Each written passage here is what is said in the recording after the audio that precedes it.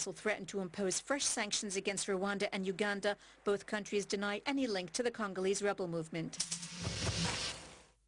Several thousand Egyptians rallied in Cairo on Friday against Islamist influence in politics and society and against the assembly, which they say is not representative enough. The demonstrators marched from several points to Cairo's central Tahrir Square. The march ended peacefully, unlike a similar protest last week that degenerated into clashes. The rally was organized by several groups that helped galvanize the popular uprising which overthrew President Hosni Mubarak last year. 2 people were seriously injured and 2 buses set on fire during a rally in Senegal demanding the release from prison of religious leader Sheikh Béthio Thioune on Friday. 200 supporters of Thioune had gathered in front of Dakar's prison demanding his release. Although calm at first, it degenerated into violence by the end of the day. Béthio Thioune was jailed in April after being found guilty of involvement in a murder. The Senegalese capital Dakar is celebrating the 100th anniversary of the first university hospital in French-speaking Black Africa.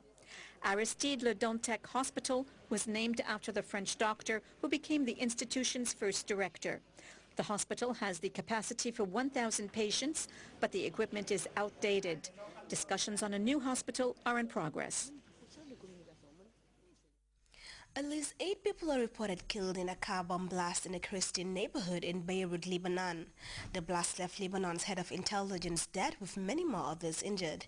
Lebanese Prime Minister Najib Mikati has tendered his resignation, but President Michael Suleiman has asked Mikati to stay on. The bomb blast is the first such major bombing in Beirut since the killing of former Prime Minister Rafik Hariri in 2005. We have details in this report.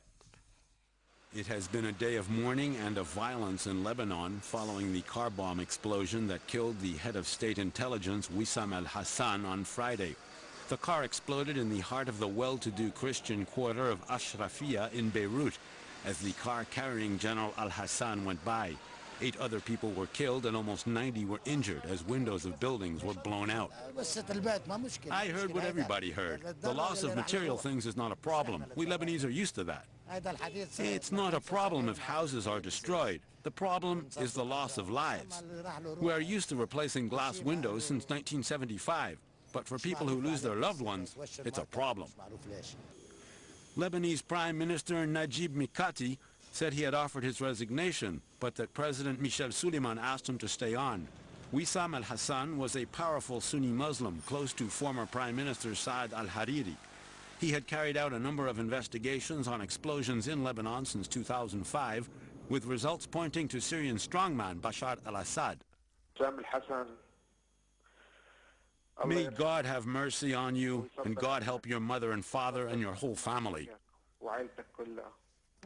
Whom are you accusing? Bashar Hafez al-Assad.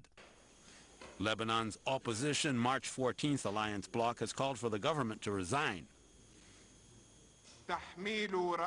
We hold Prime Minister Najib Mikati personally responsible for the blood of the martyr General Wissam al-Hassan and the blood of the innocent who were killed in Ashrafiyeh. The government includes ministers from the radical Islamic Hezbollah party, a close ally of the Assad regime in Syria. The Hezbollah condemned the killing of the intelligence chief Friday. Sunni Muslims took to the streets across Lebanon in protest against the killing. There are fears of sectarian violence between Sunnis and Alawites. Well, from that, we'll take our second break. We'll be right back.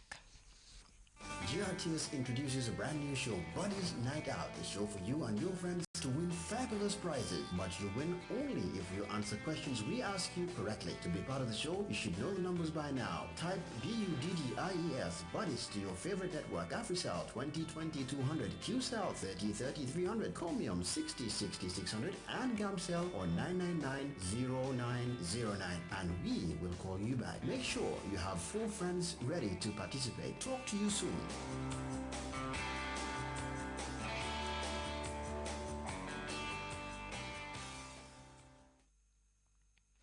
Well, before we end this edition of the news, a reminder of our top stories. The Office of the President has imposed a moratorium on all shipping of US dollar out of the country, except for essential importation. Efforts at managing tuberculosis cases have topped the agenda during a meeting to review and update the existing TB manual. African leaders have attended a meeting in Bamako to help Mali crush the insurgency in the north of the country. An angry protest has spread across Lebanon a day after a powerful car bomb killed the country's intelligence chief, Wissam al-Hassan. Well, you're reminded that you can monitor GRTS radio live on our website, which is at www.grts.gm. Well, that's all in this edition of the news. Thanks for your time and enjoy the rest of the day.